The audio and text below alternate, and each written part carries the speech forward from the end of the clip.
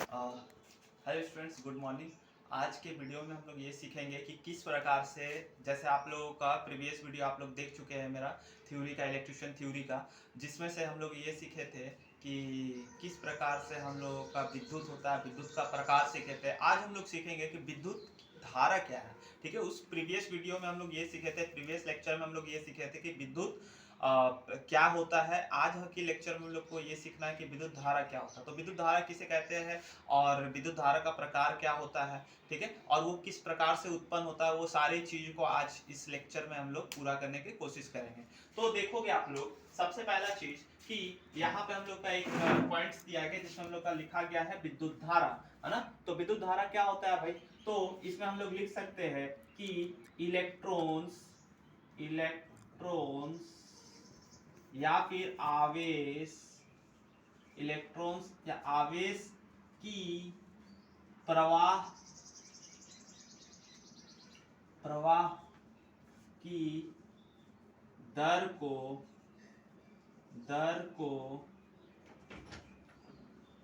विद्युत धारा कहते हैं। विद्युत धारा कहते हैं, ठीक है। तो इस लेक्चर्स में हम लोग को ये देखने को मिल रहा है कि जैसे आप मान लीजिए इलेक्ट्रॉन्स या आवेश की प्रवाह की दर को ही हम लोग विद्युत धारा कहते हैं, ठीक है। तो अब मान लीजिए कि आपको विद्युत वाला लेक्चर देखना है तो आप जा करके देख सकते हो, वीडियो मैं आपको डिस्क्रिप्शन में दे दूंगा, ठीक है। उस फर्स्ट पार्ट का लेक्चर जो है आपको डिस्क्रिप्शन में मैं डाल दूंगा। अच्छा, उसके बाद इसमें हम लोग विद्युत धारा समझ गए। विद्युत धारा क्या होता है कि दोनों चीज, यहाँ पे क्या बोल रहा है, इलेक्ट्रॉन्स और आवेश की प्रवाह के दर को हम लोग विद्युत धारा कह रहे हैं। मतलब क्या हो गया, थोड़ा सा बात समझोगे आप।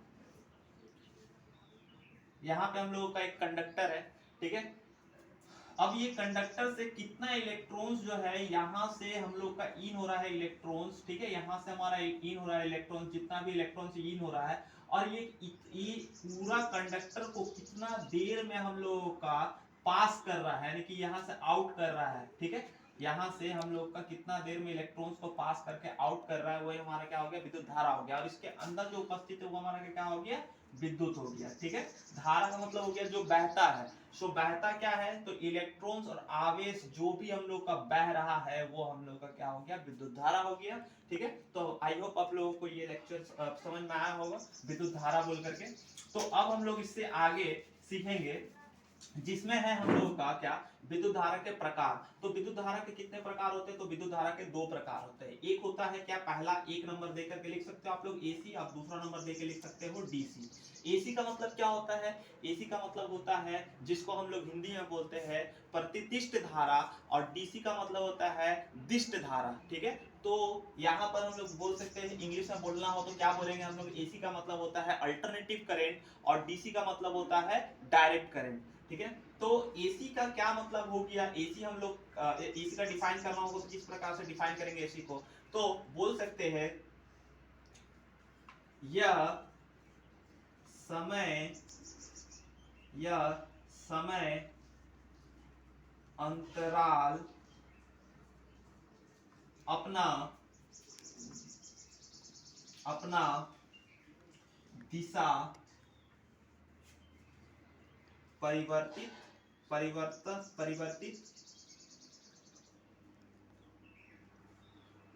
परिवर्तित करता है, ठीक है। यह इसका जो भी वेव फॉर्म बनता है वो क्या होता है कि समय अंतराल वो अपना दिशा क्या करता है, परिवर्तित करता है। जैसे एग्जाम्पल के तौर पे बताया जाए, जैसे मान लीजिए हम लोगों का यहाँ पर एक ये है जिसमें इसमें लिखा है वोल्टेज और ये समय, ठीक है, सॉरी ये करंट हो गया और ये हमारा समय हो गया, ठीक है। तो करंट जो है, करंट का जो वेवफॉर्म बनेगा वो हम लोगों का मान लीजिए क्या हो गया, करंट समय अंतराल अपना दिशा को चेंज कर रहा है। करंट का जो दिशा हो रहा है क्या हो रहा है, समय अंतराल अपना दिशा को चेंज कर रहा है। तो यही हमारा क्या कहला गया, ये जो हो गया एसी कहलाता है, ठीक है। एसी किसे कहा जाता है, वैसे उसको हम लोग एसी कहते हैं जो क्या होता है विद्युत, वैसे विद्युत जो हम लोगों का क्या होता है समय अंतराल अपना क्या करता है दिशा को बदलते हैं। डीसी, डीसी में क्या हो रहा है भाई, तो डीसी में हम लोग जिसको बोलते हैं दिष्ट धारा, या फिर इंग्लिश में बोला जाए तो जिसको बोलते हैं हम लोग डायरेक्ट करंट। तो डायरेक्ट करंट क्या होता है, डायरेक्ट करंट में क्या होता है ना कि जब उसका ये क्या होता है, इसमें क्या हो रहा है कि यह समय अंतराल अपना दिशा को बदलता है, समय अंतराल अपना दिशा को बदलता है ये। लेकिन यह क्या होता है, यह इसका जस्ट अपोजिट, यह समय अंतराल, यह समय अंतराल अपना दिशा परिवर्तित या अपना दिशा नहीं बदलता है।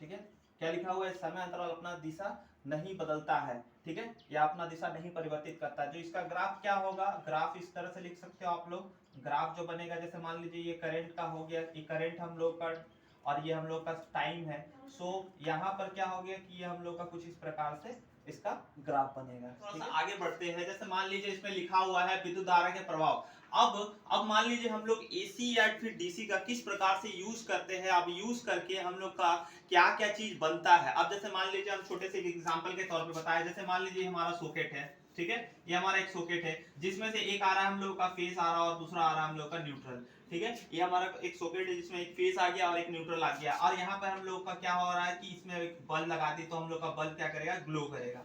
तो क्या किए हम लोग कि ये दो हम लोग का फेज और न्यूट्रल को यूज करके हम लोग अपना काम निकाल रहे हैं, मतलब क्या हो रहा है कि लाइट को ग्लो करवा रहे हैं। तो उसी प्रकार से अब विद्युत धारा को हम लोग कितने फॉर्म में उसका यूज कर सकते हैं वो चीज को आज हम लोग समझेंगे। जैसे मान लीजिए सबसे पहले लिखा गया है उसमें प्रभाव। ऐसा तो बहुत सा प्रभाव है, बट अभी हम लोग आज 3 तो प्रभाव के बारे में समझेंगे, ठीक है। आज सबसे पहला है उसमें प्रभाव। उसमें प्रभाव किसे कहा जाता है, तो उसमें प्रभाव हम लोग उस प्रभाव को कहते हैं जिसमें हम लोग विद्युत धारा का यूज करके वो क्या होता है उष्मा के रूप में उसका जो है हम लोग बोल सकते हैं उष्मा के रूप में विद्युत धारा क्या होता है बाहर निकलता है। कैसे उष्मा के रूप में बाहर निकलता है, जस्ट आप लोग को हम थोड़ा सा एग्जांपल दिए। जैसे मान लीजिए कि हम लोग फेज और न्यूट्रल लिए, फेज और न्यूट्रल में हम लोग क्या किए, बल्ब का 2 तार को लगा दिए। अब वो मान लीजिए 100 वाट का बल्ब हुआ है, जितना भी वाट का बल्ब हुआ, 100 वाट का बल्ब हुआ तो हम लोग का जितना भी एनर्जी है वो स्टोर करके हम लोग का क्या करेगा, बाहर रिलीज करेगा हीट के रूप में।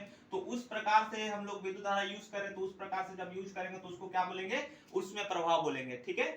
तो ये हो गया हमारा उसमें प्रभाव। अब सबसे पहला दूसरा नंबर समझते हैं हम लोग किरण प्रभाव। किरण प्रभाव क्या होता है भाई, तो किरण प्रभाव हम लोग बोल सकते हैं किसको, जैसे मान लीजिए छोटे से एग्जांपल के तौर पे बताएं कि इलेक्ट्रिसिटी का यूज करके जब मान लीजिए किसी का हड्डी फ्रैक्चर हो जाता है, ठीक है, और बॉडी में कभी हड्डी, ज्यादातर चिकित्सा के क्षेत्र में हम लोग क्या करते हैं इसका हम लोग यूज करते हैं, ठीक है, किरण प्रभाव। किरण प्रभाव का हम लोग बोल सकते हैं ज्यादातर चिकित्सा के क्षेत्र में यूज करते हैं। कभी मान लीजिए इधर हड्डी फ्रैक्चर हो गया किसी का, तो उसमें क्या हो गया कि हम लोग एक रे को भेज करके हम लोग उसमें देख सकते हैं कि हम लोग का हड्डी फ्रैक्चर हुआ है या नहीं हुआ है, ठीक है। तो वो हो गया किरण प्रभाव, उसमें भी हम लोग इलेक्ट्रिसिटी का यूज करते हैं, ठीक है। और मान लीजिए लास्ट में थर्ड नंबर बताया है चुंबकीय प्रभाव। चुंबकीय प्रभाव आप लोग जान रहे हैं जिसमें से हम लोग विद्युत धारा का यूज करके चुंबक बनाते हैं। कैसे, तो जैसे हम लोग छोटा सा एक एग्जांपल लिया जाए, जैसे मान लीजिए फैन हो गया, ठीक है, मोटर हो गया, जितना भी हम लोग हो गया क्या, तो वाइंडिंग वाला जितना भी चीज हो गया ना, वो हम लोग का क्या हो गया कि मैग्नेटिक फील्ड बनाता है। वाइंडिंग वाला जितना चीज होता है, मैग्नेटिक फील्ड बनाने के बाद हम लोगों का क्या होता है कि अपना अंदर में हम लोग का मैग्नेटिक फील्ड बनाता है, और अंदर मैग्नेटिक फील्ड बनाने के बाद हम लोग को क्या होता है,